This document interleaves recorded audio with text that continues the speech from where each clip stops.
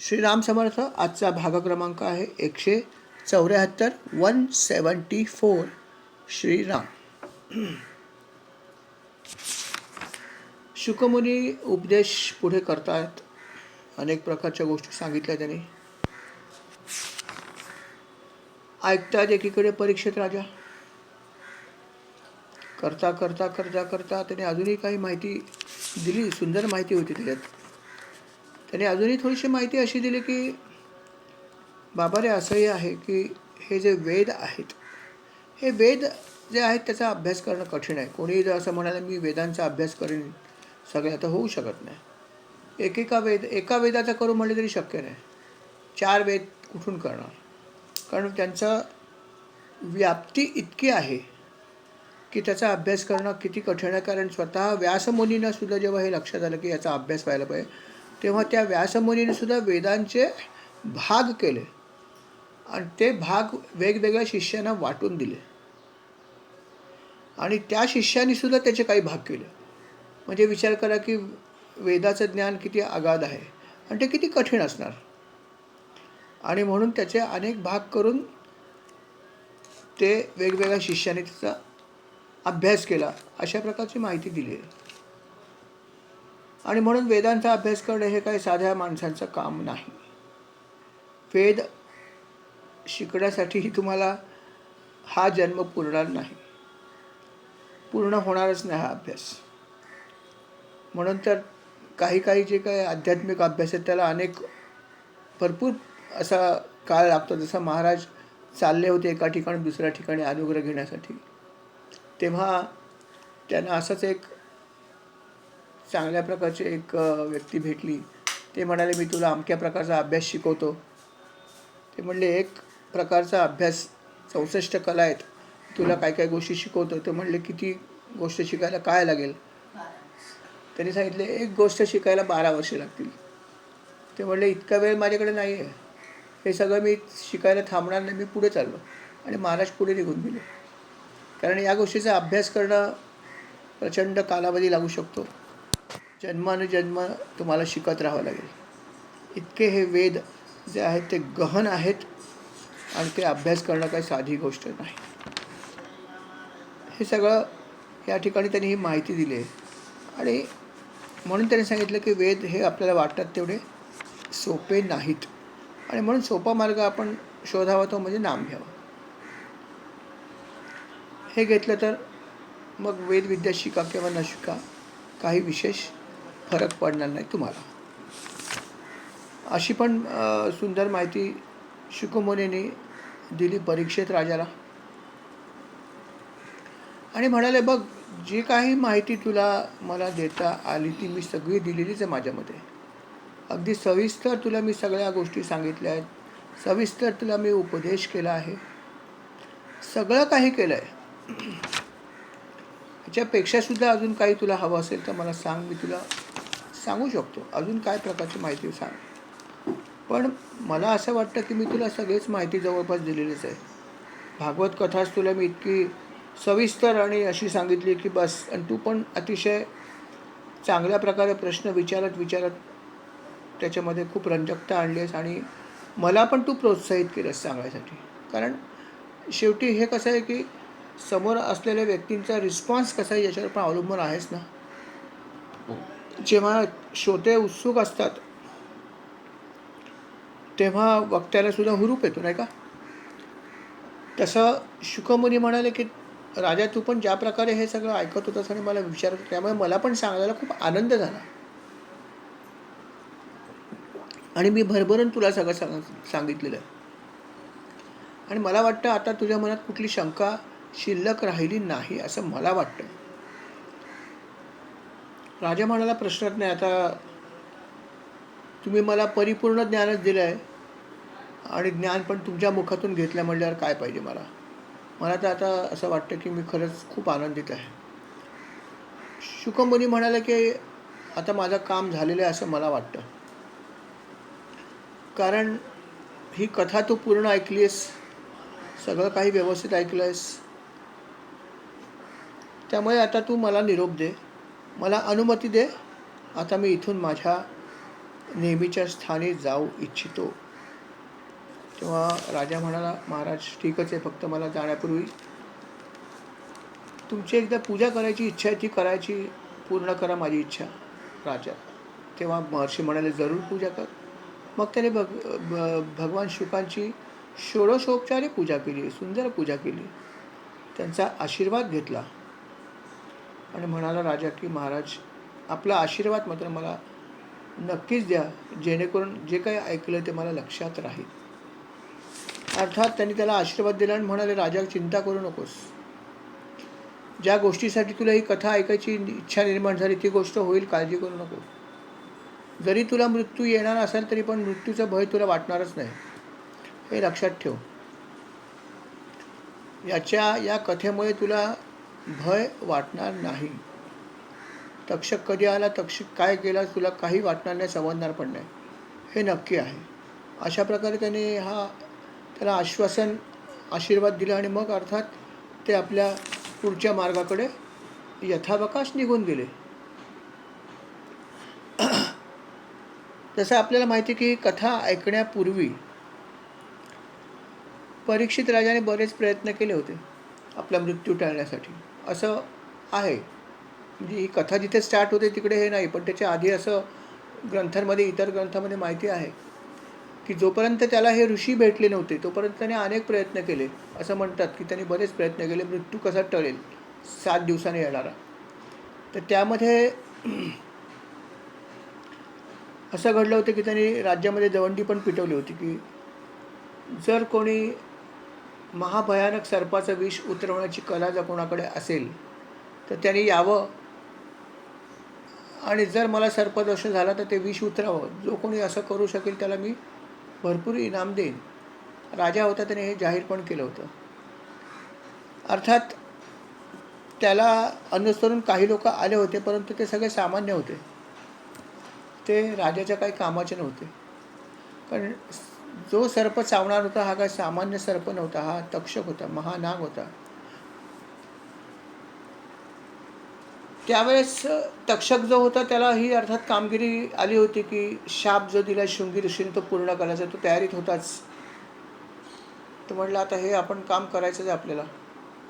थोडासा त्याला गर्व पण झाला होता तक्षकाला की माझ्यासमोर कोण टिकणार, मी एकदा दंश केल्यावर राजाला तर मृत्यू पावणाऱ्याचं कोणी जगातली शक्ती अशी नाही आहे की माझ्या दंशानंतर कोणी कोणाला वाचवू शकेल.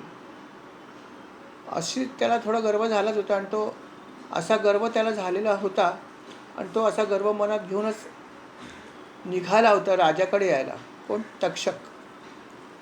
आणि नेमकं त्याला असं दिसलं त्यावेळेस की एक ब्राह्मण नेमका त्याच्या समोरून निघून गेला आणि अतिशय घाईघाईत चालला होता. तो खूप तेजपुंज होता. तर आश्चर्य वाटलं की एवढा ब्राह्मण कुठे चालला धावत धावत अगदी. त्याने त्याला हाक मारली, अरे कुठे चाललास, एवढं ऊन आहे तळपतं. तो म्हणला नाही मला राजाकडे जायचं आहे, परीक्षित राजाकडे. तक्षक तर म्हणाला मी पण तिकडेच चाललो नाही का, अर्थात तो मनात म्हणाला.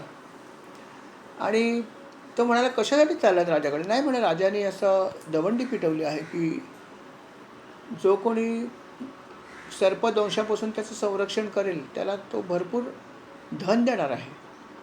तर मग मला ऐकल्यावरती आनंद झाला, मला ही विद्या येते, त्यामुळे मी त्या विद्येचा वापर करून त्याचा प्राण वाचवीन. म्हणून मी आता त्वरेने चाललो आहे, कारण कधी हे होईल मला माहीत नाही, म्हणून मी त्वरेने निघालो आहे. तेव्हा त्याला थोडं हसायला आलं. अर्थात तक्षक जो होता हा नागाच्या वेशात नव्हता, तो मानवाच्या वेशात होता. त्यामुळे संवाद चाललेला असताना त्याला थोडं माहीत होतं की हा तक्षक आहे. तेव्हा तक्षक जो होता तो त्याला म्हणाला, अरे ब्राह्मणा वेडा आहेस का, तू कुठे चालला आहेस, हे सगळं तू करायला जाऊ नकोस, त्याचा काही उपयोग होणार नाही. म्हटलं का नाही होणार, अरे तुला माहिती नाही की जो चावणार आहे ना तो साधा नाही आहे, तो महानाग आहे. म्हणा असे नका, मग काय आलं, अरे तुला कल्पना नाही महानाग म्हणजे कोण आहे, तक्षक आहे. हां ठीक आहे, पुढे काय झालं म्हणे, अरे जर तक्षकाने दंश केला तर त्याचा मृत्यू अटळ आहे, कुठलाही जीव जो आहे त्याचा मृत्यू अटळ आहे जर तक्षक चावला तर. हे तू समजून घे आणि उगीच व्यर्थ धावपळ करू नकोस, नगरात परत जा तुझ्या. तेव्हा तो म्हणला, महाशय तुम्ही उगीच काहीतरी मला सांगू नका, त्या तक्षकाची महती माझ्यासमोर गाऊ नका. माझीसुद्धा काय शक्ती हे कोणाला माहीत नाही. तक्षक काय अजून महातक्षक आला तरी मी त्याच्या विषापासून राजाचं रक्षण करेन, मला खात्री आहे. तेव्हा जरा तक्षकाला धक्का पण बसला, की असं कसं म्हणतो हा एवढा, काय तथ्य जरा बघावं तरी. म्हणून तो म्हणाला, असं आहे का, पण हे तू सिद्ध करशील की तुझ्याकडे खूप शक्ती आहे? सिद्ध करून मला काय फायदा आहे? मला धनाची गरज आहे, मी कशाला हे सगळं करू, तुला कशाला ही शक्ती दाखवू, मी राजाला दाखवेन. तो म्हणला, नाही, जर तू मला हे सिद्ध करून दाखवलंस की तुझ्याकडे इतकी शक्ती आहे की जिच्यामुळे तक्षकाचा दंशसुद्धा व्यर्थ होऊ शकतो, तर तुला जे धन पाहिजे ते मी देऊ शकतो. तू कुठून देणार, तू तर सामान्य माणूस आहेस. तेव्हा तक्षकाचा नाईलाज झाला आणि तक्षक म्हणाला की आता तुला खरं सांगायला हरकत नाही, मीच तक्षक आहे. मी मानवी रूप धारण केलं कारण त्याच्या राज्यात मला जायचं आहे, पण मीच तक्षक आहे आणि मीच तो महानाग आहे. आणि तुझी शक्ती खरोखर जर इतकी असेल तर मला त्याची परीक्षा बघायची. जर तू परीक्षेत पास झाला तर तुला धन मी देईन, हे माझं वचन आहे. तेव्हा कश्यपाने क्षणभर विचार केला आणि म्हणाल, ठीक आहे. जर तक्षकाला कश्यप ऋषीने सांगितलं. कश्यप ऋषी होते. कश्यप म्हणाले की ब्राह्मण जो होता त्याचं नाव कश्यप होतं. तर ते कश्यप म्हणाले की जर तुम्हाला धन देणार असेल तर काय हरकत नाही, मला धनाचीच गरज आहे. माझं बाकी कोणाशी काही वैर नाही आणि काही लोभ पण नाही आहे. तर म्हणे, ठीक आहे, मी परीक्षा देतो, पण जर मी परीक्षा पास झालं तर मला ते धन तू द्यावं लागेल. तो म्हणाल, धन तुला मी आवडत तेवढं देईन, तुझी शक्ती मला दाखव. ठीक आहे. जंगलामध्येच होते दोघे जण. तक्षक म्हणाला, बघ आता माझी शक्ती काय, आता मी दंश करतो, बघ कसा दंश करतो. समोर एक मोठा वटवृक्ष होता. तक्षकाने तक्षक रूप धारण केलं नागाचं आणि त्या वटवृक्षाला जाऊन त्यांनी दंश केला. तक्षक नागाने वटवृक्षाला दंश केला आणि दंश केल्यावर काय घडलं असेल, वटवृक्ष जळून खाक झाला. दुसऱ्या क्षणी काळा ठिक्कर पडला आणि राख होऊन तो जमिनीवर पडला. एवढा मोठा प्रचंड वटवृक्ष आहे. मग तक्षक म्हणाला, बघितली, ही माझी शक्ती आहे. सांग मला की कोण जीव माझ्या दंशापासून वाचू शकतो, कोण आहे, सांग मला. तो म्हणाला, झालं तुझं काम. हो म्हणे, झालं, आता बघ म्हणला मी काय करतो. कश्यप मुनी पुढे आले. हातामध्ये त्याने कमंडलूमधलं जल घेतलं आणि ते जल अभिमंत्रित केलं आणि अभिमंत्रित केलेलं जल त्याने त्या राखेमध्ये सोडलं. शिंपडलं फक्त आणि शिंपडत्या क्षणी आश्चर्य घडलं. त्या राखेमधून तो वटवृक्ष परत पुनर्जीवित होऊन उठला. जसा होता तसाच परत निर्माण झाला आणि आता तोंडात बोट घालायची पाळी होती तक्षकाची. तक्षक बघत राहिला की मी काय बघतो आहे. त्याचा डोळ्यांवर विश्वास बसत नव्हता, पण ते चक्षुर्मय सत्य होतं की तक्षकाने दंश केलेला, जळून खाक झालेला तर वृक्ष पुनर्जीवित झाला होता. आणि मग तक्षक मात्र म्हणाला की कश्यपा, तुझी शक्ती नक्कीच माझ्यापेक्षा जास्त आहे हे मी मानतो, यात शंकाच नाही आहे. तुला काय धन पाहिजे आता मला सांग, मी धन देतो, माझ्याकडे धनाची कमी नाही आहे. महानाग आहे. मग त्याला जे काही इच्छित धन पाहिजे होतं त्याच्यापेक्षा बऱ्यापैकी जास्त धन त्याने त्याला दिलं. म्हणाला, घे, तुला हवं तेवढं धन घे, माझ्याकडे धनाची कमी नाही आहे. आणि कश्यपाने त्याने भरपूर धन दिलं आणि म्हणाले की आता तू परत जा. आणि अर्थात कश्यप म्हणाले की हरकत नाही, मला काय धन मिळालं की मी परत जाणार, मला बाकी काय करायचं नाही. आणि तक्षक अजून एक मुद्दा त्याला म्हणाला, तो त्याला जास्त पटला धनापेक्षा. की कश्यपाने त्याने सांगितलं की असं आहे की आपली शक्ती अमोघ आहे. मला माहिती आहे की केवळ धनासाठी आपण करत नाही आहात, परंतु हेही लक्षात ठेवा की शृंगी मुनीने जो शाप दिला आहे त्या शाप खरा ठरणं पण जरुरी आहे, ती नियती आहे. तर हा शाप खोटा ठरू नये. जर आपली शक्ती वापरली तर शाप खोटा ठरेल, ते हेही होता कामा नये. आणि म्हणून तुम्ही ह्या शक्तीचा वापर करू नका. जर तुम्ही शक्तीचा वापर केला तर नियतीने जे गोष्टी ठरवल्यात त्या होणार नाहीत आणि नियतीच्या गोष्टीमध्ये आपण कधीही ढवळाढवळ करू नये. अर्थात कश्यप मुनीने ही गोष्ट पटली. ते म्हणाले, ही तर गोष्ट अगदी बरोबर आहे की जरी ही शक्ती असली तरी जर समजा नियतीने ठरवलं असेल की राजाचा प्राण जावा तर तो जायलाच पाहिजे. मी हस्तक्षेप करणार नाही. आणि त्यानंतर कश्यप मुनी तिथून रस्त्यामधूनच परत गेले. अन्यथा इतिहास बदलला असता. जर कश्यप मुनी गेले असते तर त्याला मृत्यू नसता आला. आणि अर्थात ही भागवत कथा पण कदाचित सांगण्याचा किंवा ऐकण्याचा योग नसता आला राजाला. कारण हे सगळं त्यांनी भागवत कथा ऐकायच्या आधी केलेले प्रयत्न होते. दवंडी आधी पिटली होती. नंतर यथावकाश जेव्हा त्याला ऋषी भेटले तेव्हा तो म्हणाला, आता मी काही करणार नाही, फक्त ही कथा ऐकणार बस. असं सगळं घडलं होतं. आणि अर्थात हे सगळं आधी घडलेलं होतं. आता ही कथा तर ऐकून पूर्ण झाली होती परीक्षित राजाची. शुकमुनीने वर पण दिला होता, हे पण दिला होता आशीर्वाद की तुला आता तुझं सगळं भय संपलेलं आहे. तक्षक जरी काय आला तरी तुला त्याच्याने काही भय वाटणार नाही, तुला समजणार नाही पाहिजे की आपला देह कधी गेला आणि काय गेला. आणि खरोखरच राजा स्वतःच 7व्या दिवशी वाट बघत होता की तक्षक कधी येतो. भागवतामध्ये ज्या प्रकारे वर्णन केलं आहे त्या प्रकारे आपण त्याचे जो शेवट आहे तो ऐकूया. बरोबर आहे. कथा वेगवेगळ्या प्रकारच्या आहेत, परंतु कथेचं सगळं सार हेच आहे की त्याचं मृत्यूचं भय गेलं. भागवतात त्यांनी वर्णन केलं की राजा वाट बघत होता की कधी तो वेळ ती कधी येते आणि तो शाप कधी खरा ठरतोय आणि कधी मी माझा देह सोडतोय. आणि त्याच्या आधीच राजा जो आहे तो कुशासनावर बसला होता आणि उत्तर दिशेला तोंड केलं होतं आणि तो ध्यानस्थ बसला होता. आणि जेव्हा हा तक्षक त्या ठिकाणी आला त्यावेळेस तो शांतपणे बसला होता, ध्यानस्थ बसला होता.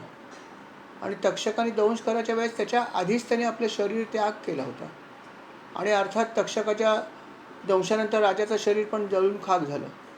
पण हे सगळं लौकिकच घडलं. त्याच्या आधीच राजाने आपला प्राण जो सोडून दिला होता आणि तो ब्रह्मलीन आधीच झाला होता. स्वतःच्या या साधनेमुळे, या भागवताच्या पुण्यामुळे हे सगळं घडलं होतं. आणि तो परलोकवासी चांगल्या ठिकाणी तो आपोआपच पोचला होता. आणि तसा या शापाचा त्याला कुठलाही त्रास झाला नाही. आणि हेच त्याला मिळालेलं मोठं फळ होतं की त्याचे मृत्यूचं भय जे आहे ते संपूर्णपणे नष्ट झालं होतं. आणि अशा प्रकारे या कथेचा जो आहे हा एक प्रकारे शेवट झाला की कथा ऐकायला सुरुवात केली, कथेचं फलित त्याला मिळालं आणि राजा जो आहे तो उत्तम लोकी निघून गेला. शृंग ऋषींचा शाप खरा ठरला. हे सगळं घडलं.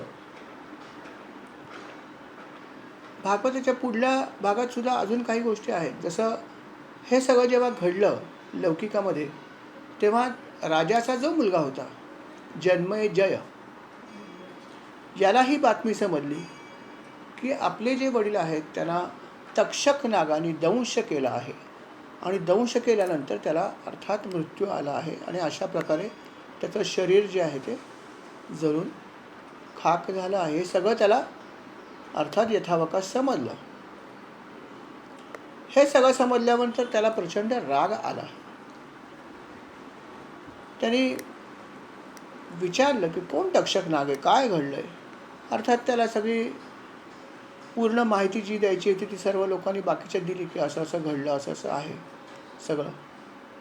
अर्थात त्याला प्रचंड राग आला. तो म्हणाला की मी या गोष्टीचा सूड उगवेन. माझ्या वडिलांचा मृत्यू अकाली झालेला आहे, तसा काही त्यांचा विशेष अपराधही नव्हता. तक्षकाने जे केलं ते चूक केलेलं आहे. या तक्षकाला मला शासन द्यायची इच्छा आहे. मग त्यांनी विचारलं ऋषींना की काय करता येईल मला सांगा, मला शासन द्यायचं आहे आणि मला फक्त तक्षकालाच नव्हे तर माझी इच्छा आहे ह्या नागकुळालाच शासन द्यायला पाहिजे. हे सगळे दुष्ट लोकच आहेत, तेव्हा यांचा नाश करायची मला इच्छा आहे. तेव्हा काय करता येईल मला सांगा. ऋषी म्हणाले की असं आहे की एक यज्ञ आहे सर्पयज्ञ. हा जर सर्पयज्ञ केलास तर पृथ्वी तलावरचे नवे स्वर्गातले, नवे पाताळातले, नवे चारी लोकातले ही सर्पयोनी नष्ट होईल जर हा यज्ञ केलास तर. आणि हा यज्ञ तुझ्या हातून होईल असं थोडंसं भविष्य पण आहे आमच्याकडे. ऋषींना अंतर्ज्ञान होतंच ना, पुढचं ज्ञान पण होतं. ते म्हणलं असा यज्ञ तुझ्या हातून होणार आहे असंही आमच्याकडे आहे, माहिती आहे आम्हाला. आणि तू करायला हरकत नाही, आम्ही तुला मदत करू. कसा करायचा आम्हाला माहिती आहे. अर्थात राजाची मनोमन इच्छा होतीच की आपण हा यज्ञ करावा आणि सूड उगवावा,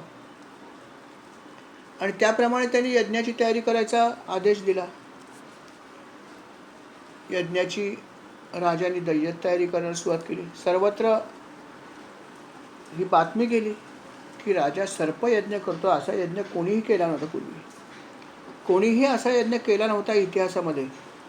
असा यज्ञ हा एकमेव यज्ञ आहे. पुराणात पण कुठे याचा उल्लेख नाही आहे, पुढेही नाही मागे नाही आहे. हा एकदाच घडला आणि तो फक्त जन्मेजयाच्या हातूनच घडलेला आहे.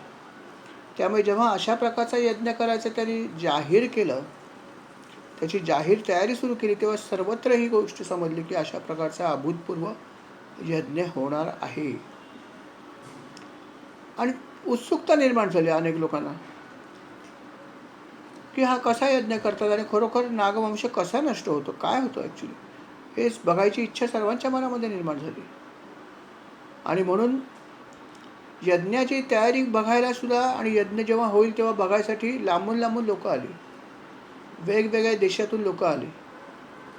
इतकंच कशाला तर कित्येक ऋषी मुनी अनेक लोक तिथे आले की ज्यांना उत्सुकता होती की हा यज्ञ कसा होतो हे बघायची. यथावकाश सगळी व्यवस्थित तयारी झाली यज्ञाची. सगळे काही येऊन बसले. स्वतः राजा येऊन बसला, जन्मेजय राजा. त्यांनी दीक्षा घेतली, यज्ञ दीक्षा. म्हणाला ऋषीवर आता यज्ञाला सुरुवात करायला हरकत नाही, काही हवं असेल तर सांगा, आपण यज्ञ लगेच सुरू करूया. ते म्हणाले राजा बस सगळं काही तयार आहे, तुझी आज्ञा असेल तर आम्ही लगेच सुरुवात करतो.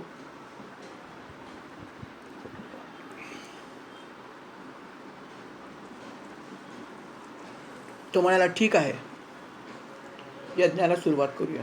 आणि यज्ञाला सुरुवात झाली. यज्ञाला सुरुवात झाली. यज्ञ थोडासा पुढे गेला आणि मग अर्थात हवन करायची वेळ आली. यज्ञामध्ये तुम्हाला माहिती आहे की थोडासा काही गोष्टी असतात, त्या झाल्या की नंतर हवनाला सुरुवात होते. आणि हवनाला सुरुवात केल्यावरती अर्थात ऋषींनी हवनामध्ये या सर्व सर्प आणि नागांच्या कुळांना आवाहन करायला सुरुवात केली. आणि जसं जसं हवन करायला सुरुवात केली, जसं जसं ते स्वाहा स्वाहा म्हणायचे, प्रत्येक वेळेस यज्ञकुंडामध्ये पृथ्वी तलावरती असलेले किंवा वेगवेगळ्या ठिकाणी असलेले वेगवेगळे सर्प, वेगवेगळ्या प्रकारचे नाग किंवा सर्प जातीशी निगडीत सगळ्या प्रकारचे प्राणी जे आहेत ते या अग्निकुंडामध्ये येऊन पडायला सुरुवात झाले. यज्ञकुंडामध्ये येऊन पडायला सुरुवात झाली. अर्थात यज्ञकुंडामध्ये येणं म्हणजे भस्म होणं, दुसरं काही प्रश्न नव्हता. आणि अशा प्रकारे यज्ञ सुरुवात झाली. एकामागे एक जसं जसं हवन होत आहे, जसं जसं स्वाहा म्हणत आहेत, एकामागे एक वेगवेगळ्या प्रकारचे सर्प, काही लहान सर्प, काही मोठे सर्प, महासर्पसुद्धा तिथे आले. ते पण यज्ञामध्ये खेचले जात होते. कोणी काही करू शकत नव्हतं. एकदा हवन केलं एखादा सर्पाचं की तो येऊन पडणारच, किती महासर्प असो. आणि अशा प्रकारे शेकडो नव्हे हजारो सर्प मरायला लागले. यज्ञ सुरू होता, भरपूर सर्प मेले, भरपूर नाग मेले, अनेक प्रकारचे त्या जातीचे अनेक असे जीव जे आहेत ते जळून खाक झाले. पण इतके सगळे सर्प जळून खाक झाले तरीसुद्धा तक्षक मात्र खाली आला नव्हता. राजा तक्षकाची वाट बघत होता की मला तक्षकाला मारायचं आहे. तो मुनींना म्हणाला, अहो मुनी, हे काय चाललंय? हजारो नाग, हजारो सर्प, हजारो त्या वंशाचे सगळे जीव जे आहेत ते जळून खाक होत आहेत, परंतु अजून तक्षकच नाही आला. ज्याची मी वाट बघतो, ज्याला मला मारायची इच्छा आहे, तोच नेमका अजून खाली आला नाही आहे. असं का घडतंय? आपल्या यज्ञामध्ये ही गोष्ट कधी घडणार आहे? कधी हा नाग खाली येईल ते मला सांगा. किती कालावधी अजून लागणार आहे? आणि का येऊ शकत नाही? इतके दिवस काय झालं? असा प्रश्न राजाने यज्ञकर्त्यांना विचारला. ऋषी म्हणाले, त्याचं कारण असं आहे की यज्ञ आम्ही बरोबर करतो, त्याच्यामुळे ते इतके सगळे सर्प मरत आहेत. परंतु ज्याला आपण बोलवणार आहोत खाली, तो नेमका तक्षक जो आहे तो इंद्राकडे गेला आहे. आणि इंद्राचा तो मित्र आहे. आणि म्हणून इंद्राने त्याला मदत केलेली आहे, त्याला आपल्या आसनाखाली बसायला सांगितलं आहे आणि तो इंद्राच्या आसनाच्या खाली जाऊन बसला आहे आणि इंद्राने त्याला एक प्रकारे वरदहस्त प्रदान केला आहे आणि जोपर्यंत इंद्राचा आश्रय त्याला आहे तोपर्यंत त्याला आपण खाली आणू शकत नाही. तो सोडून बाकी सगळे सर्प खाली येतील, पण तो येऊ शकत नाही, कारण त्याला इंद्राने धरून ठेवलेलं आहे. आसनाखाली आहे म्हणजेच इंद्राने त्याला धरून ठेवलं असं समजायला हरकत नाही दुसऱ्या शब्दात. तर म्हणे आता ह्याच्यासाठी काय उपाय ते मला सांगा. इंद्राने त्याला धरून ठेवलं आहे, तो त्याच्या आसनाखाली आहे, सगळं मान्य, पण काय केलं तर तो खाली येईल ते सांगा. ते म्हणाले काय केलं तर म्हणजे एकच करावं लागेल की तुला होमामध्ये हवन करताना इंद्राचं हवन करावं लागेल. जर इंद्राचं हवन केलं तर तक्षक येईलच खाली. ते हे करायची तयारी का बघ, कारण नुसतं तक्षकाचं हवन केलं तर तो येणार नाही. इंद्राचं केलं तर तक्षकाला यावंच लागेल. तर तू सांग आता काय करायचं ते. आणि आमच्या होमाविषयी तू काय बोलू नकोस, तुला शक्ती माहीत नाही होमाची काय ती. तर म्हणे तो म्हणाला चालेल, मला माझी एकच इच्छा आहे की तक्षकाचा नाश व्हावा, त्याच्याबरोबर कोणी नाश पावलं तरी चालेल. जर इंद्र त्याला मदत करत असेल इंद्राचं सुद्धा तुम्ही आव्हान करा. ऋषी म्हणाले जशी तुझी इच्छा. आणि ऋषीने अर्थात हवन करण्यासाठी द्रव्य घेतलं आणि पुढची आहुती देताना म्हणलं इंद्राय स्वाहा तक्षकाय स्वाहा. पूर्वी फक्त म्हणायचे तक्षकाय स्वाहा, पण तक्षक आला नाही. पण आता आहुती कशी दिली, इंद्राय स्वाहा तक्षकाय स्वाहा. इंद्रही स्वाहा हो दे अग्नीच्या मुखात आणि तक्षकही हो, दोघांची आहुती दिली. आणि जशी त्याने आहुती दिली दुसऱ्या क्षणी इंद्राचं आसन हलायला लागलं आणि हलायला लागल्यावरती इंद्राला लक्षात आलं की आपल्याला आहुती दिलेली आहे, जर आपण याला अशाच प्रकारे मदत केली तर आपल्याला सुद्धा यज्ञकुंडात येऊन पडावं लागेल, इतकी शक्ती या मंत्रामध्ये आहे. त्यामुळे आपण त्याला आता एकच केलं पाहिजे की आपण आपला जीव वाचवला पाहिजे, आपण याची साथ सोडली पाहिजे. आणि दुसऱ्या क्षणी इंद्राने त्याला खाली लोटून दिलं. आपल्या पायाने तरी जो त्याच्या आसनाखाली बसला होता आपला पायाचा स्पर्श केला आणि त्याला लाथाडलं आणि पृथ्वी तलावर ढकलून दिलं. ज्या क्षणी त्याला पृथ्वी तलावर ढकलून दिलं, आपला आश्रय काढून घेतला, इंद्राचं आसन स्थिर झालं. इंद्राचं आसन स्थिर झालं, इंद्राचं आसन हालायचं थांबलं. कारण इंद्राय स्वाहा तक्षकाय स्वाहा जरी म्हटलं होतं तरी तक्षकाय स्वाहाच त्यांना पाहिजे होतं. जर तक्षक आला तर त्यांना इंद्र नको होता. त्यामुळे इंद्राने जसा आपला हात काढून घेतला, जसं त्याला मदत करायची बंद केली, दुसऱ्या क्षणी इंद्राचं आसन स्थिर झालं आणि तक्षक वेगाने यज्ञकुंडाकडे खाली यायला लागला. पृथ्वीवरती निघालाय कुठून, स्वर्गातून. तो वरून खाली येतोय आणि इथे अर्थात वाट बघतायत जन्मेजय राजा कधी खाली येतोय. ही सगळी घटना घडत असताना त्याच्या आधी एक घटना घडली. ती म्हणजे अशी होती की तिथे अशा प्रकारे जेव्हा सर्पयज्ञ चालू होता त्यावेळेस जे बृहस्पती होते, बृहस्पती, आणि या ठिकाणी बृहस्पतीचा उल्लेख आणि आस्तिक नावाचा सुद्धा एक नाग होता, त्याचा पण उल्लेख काही कथामध्ये आहे. ते हे जे लोक होते ह्यांना खूप वाईट वाटलं आणि जसं भागवतात म्हणलं आहे त्यालाच आपण आधार पकडूया की बृहस्पती जे आहेत हे बृहस्पती जमिनीवर आले आणि त्यांनी राजाला सांगितलं, अरे राजा तू हे काय लावलंस, तू हा काय प्रकार करायला लावलास, हे जे तू कर्म करतोस त्याला अभिचारक कर्म असं म्हणतात. अभिचारक म्हणजे वाममार्ग. जरी हे कर्म असलं दैविक तरी पण हे अभिचारक आहे, म्हणजे वाममार्गाचं. कारण यातून तू नाश करतोयस, यातून जी शक्ती मिळतो त्यातून तू इतरांचा नाश करतोय, हे चांगलं नाही.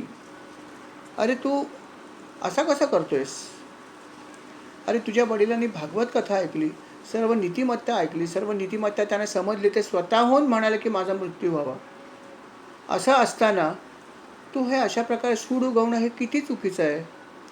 अरे ज्याचं त्याचं जे काही आहे ते त्याच्या प्रारब्धपणे होतं, त्याच्या प्रारब्धामध्ये तुझ्या वडिलांच्या अशा प्रकारे मृत्यू होता आणि तुझ्या वडिलांनी सुद्धा तो आनंदाने स्वीकारला, कारण हे त्यांना लक्षात आलं होतं की काय आहे आणि काय नाही. जर तुझ्या वडिलांनी हे सगळं स्वीकारलं होतं तर तू हे काय चालवलंस. अरे हे तू पापच करतोस एक प्रकारे.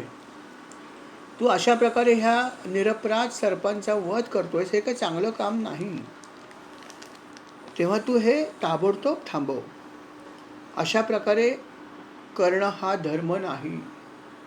प्रल्हादाला पण प्रल्हादाने सुद्धा मला वाटतं अशी एक कथा अजून आहे वेगळ्या प्रकारची, की यक्ष जे होते, यक्षांनी जेव्हा त्याचा कोणाचा बलिराजाचा मुलाचा वध केला होता काहीतरी, त्यावेळेस तो खूप संतप्त झाला होता आणि त्यांनी यक्षांचा नाश केला होता.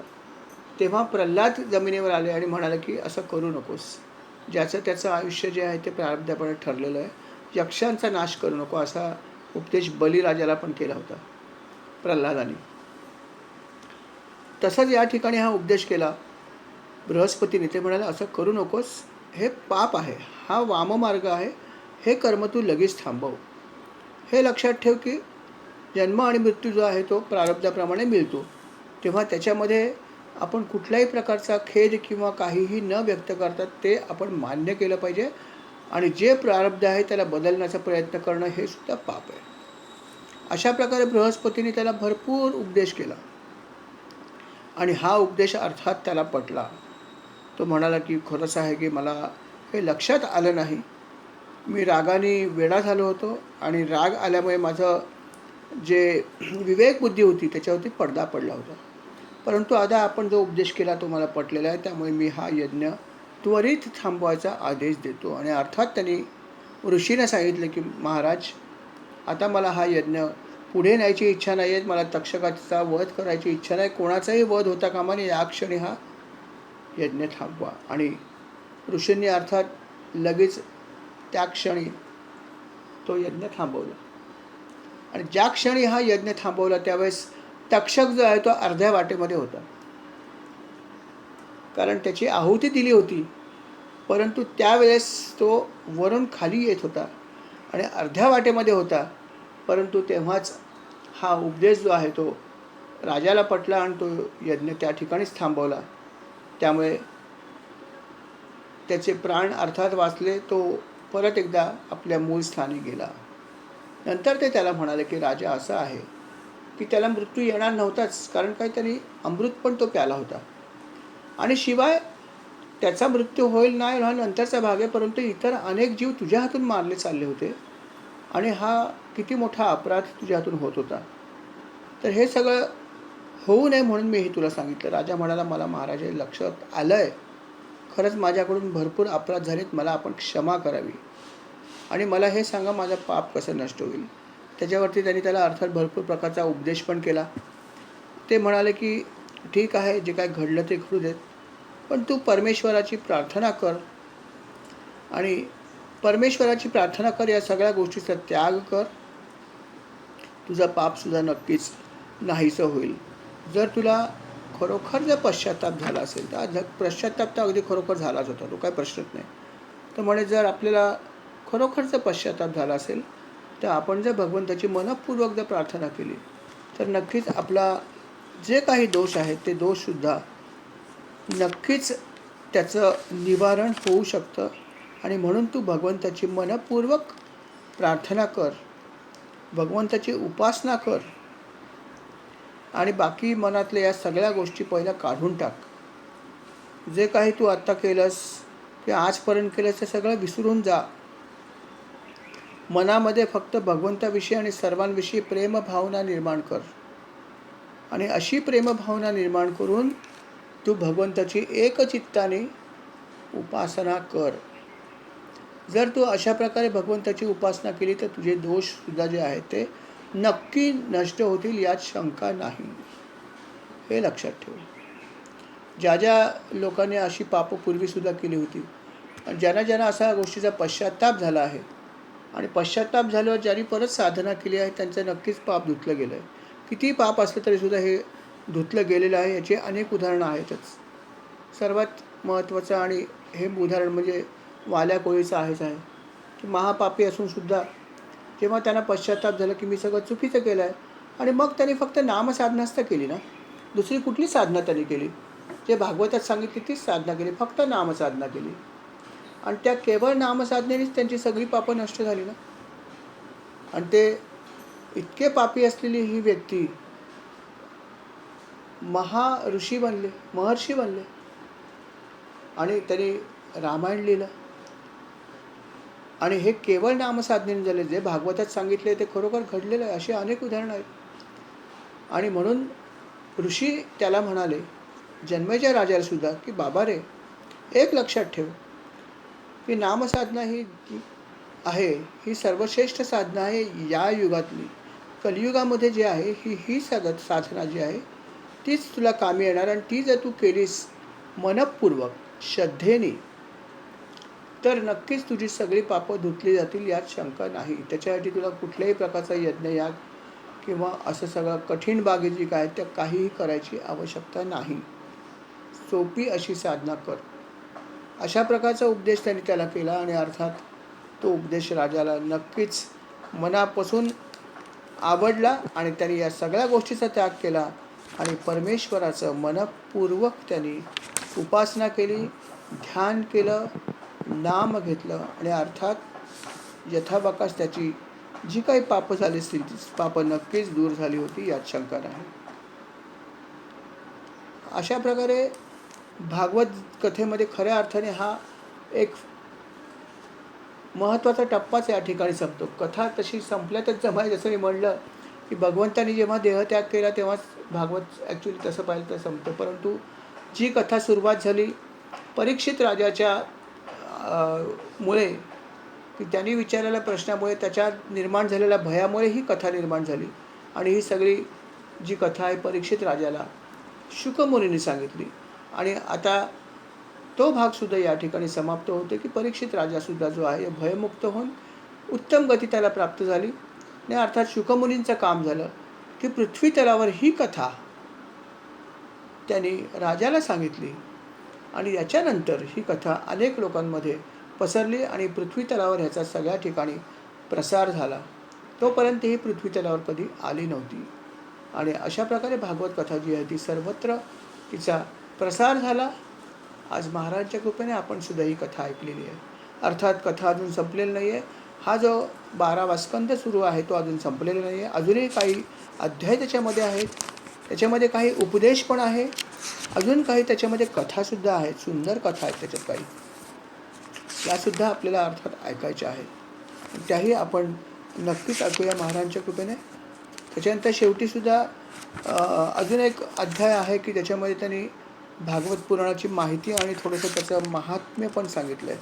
म्हणजे भागवत कथा 12 स्कंद संपल्यावर पण त्याचा महात्म्याविषयीसुद्धा 1-2 त्याचे 3-4 मला वाटतं अध्याय आहेत. हेही आपण ऐकूया. सगळीच भागवत कथा आपण महाराजांच्या कृपेने ऐकूया आणि मग भागवत कथा पूर्ण होईल. तर आजचा अध्याय जो आहे तो आपण या ठिकाणी त्याला स्वल्पविराम देऊया आणि पुढचा अध्याय जो आहे तो अर्थात आपण नंतर ऐकूया जरूर महाराजांच्या कृपेने. श्रीराम समर्थ. श्रीराम. या अध्यायाची सेवा महाराज मी आपल्या चरणी अर्पण करतो. स्वीकार करावा. कळत नकळत चूक झाली असेल तर क्षमा करावी आणि अशी सेवा आम्हा सर्वांकडून करून घ्यावी ही विनंती. श्रीराम समर्थ.